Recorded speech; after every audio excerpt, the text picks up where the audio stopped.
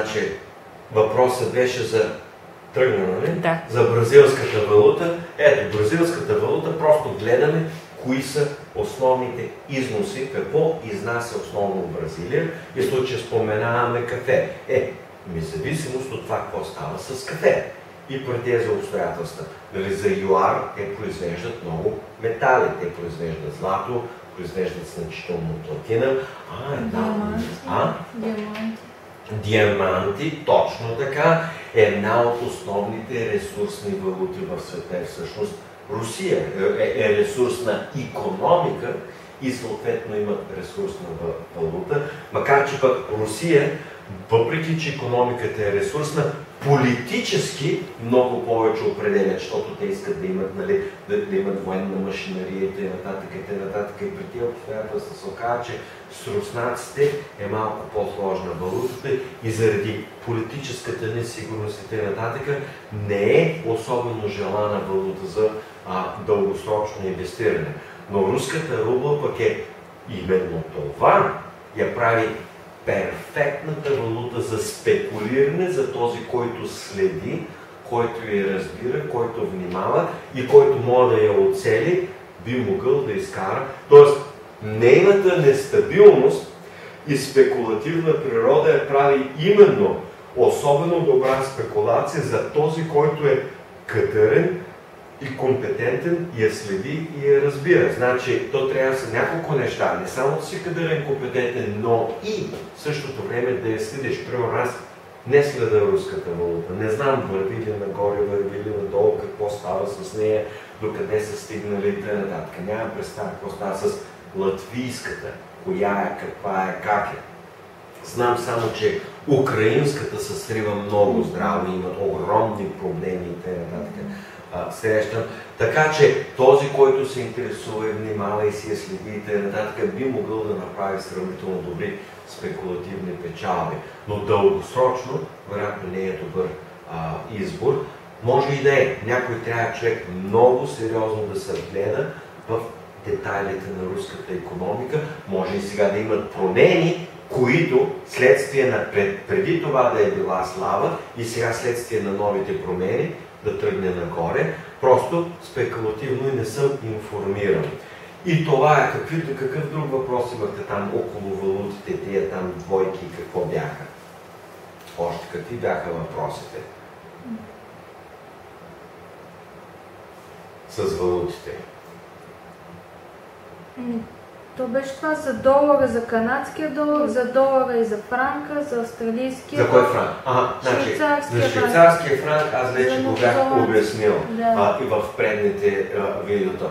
Франка изведнъж, еврото толкова много се срина, франка си остана на старото ниво, че франк спрямо евро се беше качил ужасно много и износът в франкове беше неконкурентно способен и те трябваше да го привържат обратно за еврото, за да не съсипят своята експортна индустрия, поне временно, и оттам вече тръгнаха нещата с франка, но може би ще развържат.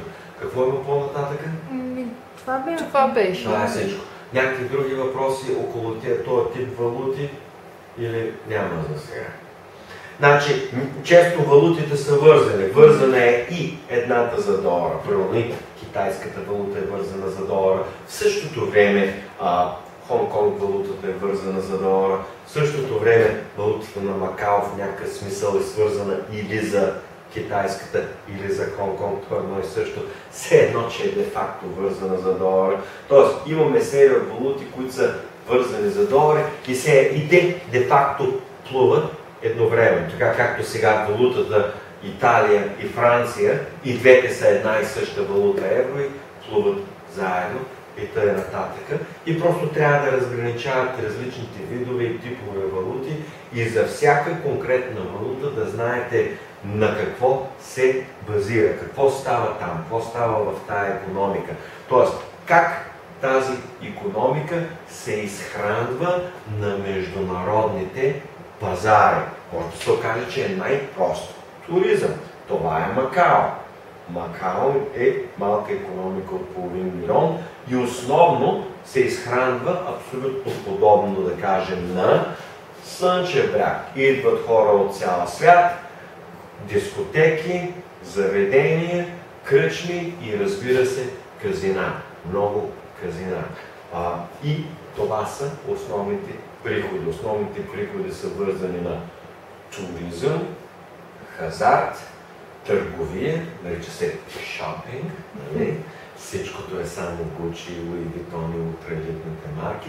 И по този начин те предлагат ултра луксозна, изключително приятна туристическа услуга. Подобно се базира и икономиката на Бахрейн. Основно е огромно количество туризъм и съвсем малко количество нефт. И другата огромна индустрия е банки и финанси, където Близки изток всички си правят банкирането и финансирането през Бахрейн. Те имат изключително либерална банкова и финансова система. Те сега го наричат Швейцарията на Близкия изток.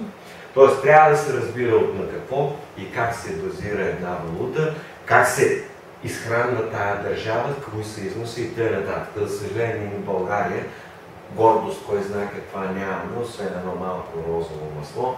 Другото е по-чушки, домати, компоти, кисело мляко, някакви такива неща. И просто ние трябва да се намерим нашите силни страни, било то обувки, кожна индустрия или каквото, или някаква шивашка индустрия, и така нататък. И трябва да се знае, нали? Ние сега се опитваме с туризъм. Проблемът е различен. Всяка страна се опитва с туризъм. И Словения се опитва с туризъм, и Гърция се опитва, всичките се опитват с туризъм, а цял свят не може да специализира и да просперира на туризъм, така както цял свят не може да просперира на жилища, или както цял свят не може да просперира с банкова индустрия. Може в цял свят навсякъде да има и основна индустрия да е банкова индустрия. Не става. Трябва да има някаква форма на специализация. Умира ли? Айде, приключвам. Не, Няма че, приключвам.